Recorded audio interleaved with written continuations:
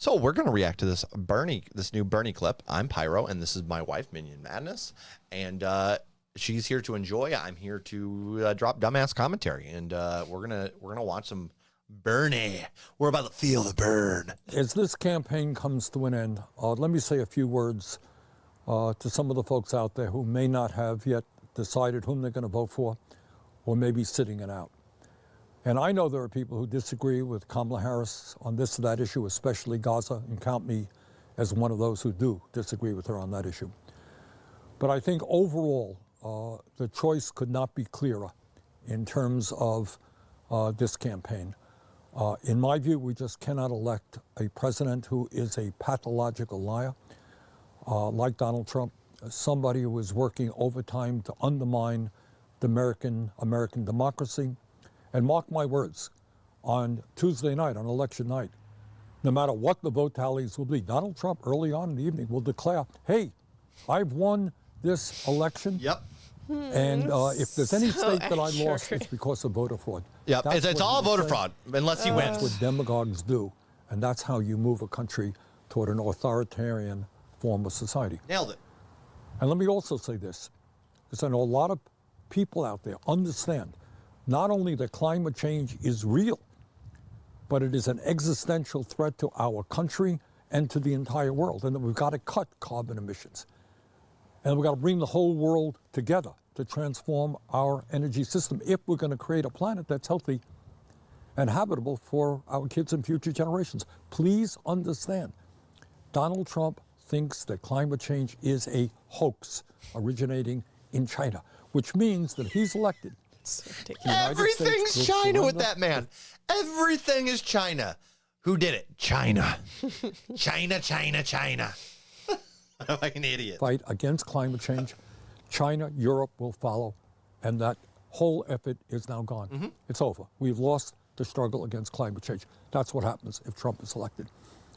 And then if you believe, as I do, that women have a constitutional right to control their own bodies and not have local politicians determining what they can or cannot do, you've got to vote for Kamala Harris, who has spent her whole life fighting for women's rights. While Trump proudly boasts that he appointed 3 right-wing Supreme Court justices who voted to overturn Roe v. Wade. So the choice is clear. But this campaign is not just about defeating Donald Trump. It's about electing somebody who has some ideas that are going to improve life for working people. For example, Kamala Harris understands that we have millions and millions of people in this country working for 10, 11, 12 bucks an hour. Can't make it on those wages. She wants to raise the minimum wage to a living wage of at least $15 an hour. Kamala understands that if workers are going to earn decent wages, decent benefits, they need a union. She's pro-union. She supports the PRO Act, making it easier for workers to join unions. Trump, of course, opposes that. Kamala Harris understands that it is absurd, embarrassing, that we have the highest rate of childhood poverty of almost any major country on earth, and that working parents today are really struggling to bring up their kids. She wants to expand the child tax credit, make it permanent, which will go a long way to lowering childhood poverty in America. Kamala understands that we have a housing crisis in Burlington, Vermont, Los Angeles, California, every place in between. And then among other things, we have to build millions of units of affordable housing so that we could lower the cost of housing in America.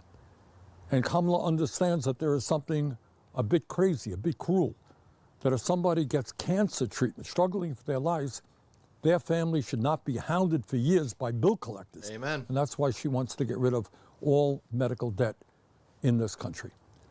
So I think the choice is clear.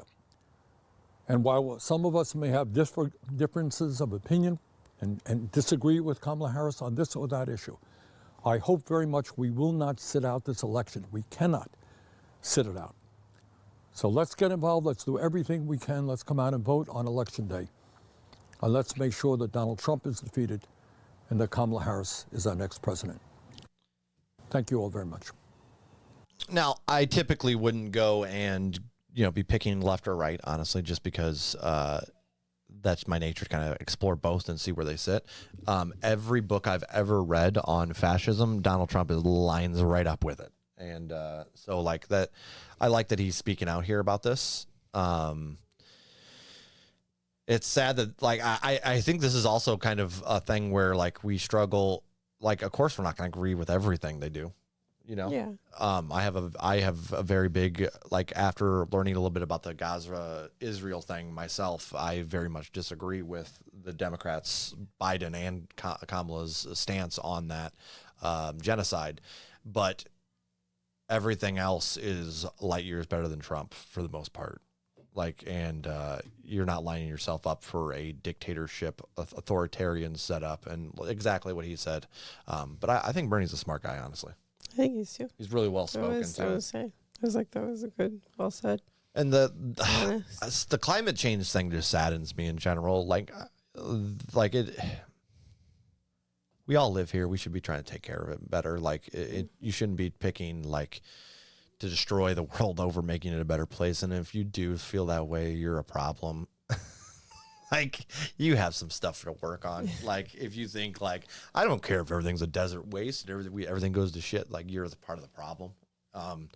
But, yeah, no, I really like what he had to say here. He's like, hey, it doesn't matter if you agree with everything, but right now we have two choices. It's one or the other.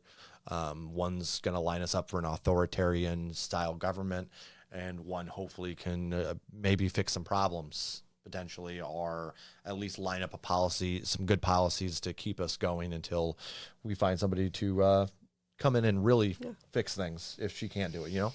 So I think more political ads should have that sentiment of like, I don't agree with everything. Yeah. Like, you don't have to agree with everything. you shouldn't. No, yeah. And that's something Because I think that's how. our society in general is very Oh, yeah, but I think that. the two-party system really, like, there's a couple core values that every single Republican candidate, every single Democrat candidate, like, sell themselves on these, you know, things, and people are like, oh, well, this party's for this, so I can't vote for that because I feel against that, even though it's something that's not even going to be probably changed in the years. It's not even something the president really realistically is affecting policy on, but people vote for that one person. Little You're right 100% on this. Yeah, you nailed it. every Like time. people Like, look into that's the my biggest president problem with instead of looking at like Congress and Senate and stuff like that, which is honestly almost just as important, because the president can't get anything done if the, you know, those things don't line up as well with some of the stuff they're trying to do. So I think you have a really good point there. And I do agree with even if I was Republican leaning, I would probably agree with Bernie here about the authoritarian. Authoritarian is, so they're like, if you're unaware, it goes Republican, Democrat, but then there's a North and a South. You have authoritarian, and you have like countries like China and stuff like that who are up in there, and then you have libertarian, which means that you have more power personally than your government potentially, right? Where authoritarian is complete opposite end of that spectrum, and they want to put as many laws into place and keep you from doing certain things. And I really do feel like Trump's going to line up pretty much with that, with most things. And you're, instead of being in a free country, you're going to be in a country that's like telling you how to live really hard, more so than you already are. I'm slightly on the libertarian side, but I also am like, I think they're like ridiculous when it comes to like, oh, I can't support schools because they shouldn't be part of a government program. You're an idiot. So like, it gets too extreme for me, but I do agree in like the libertarian live and let live.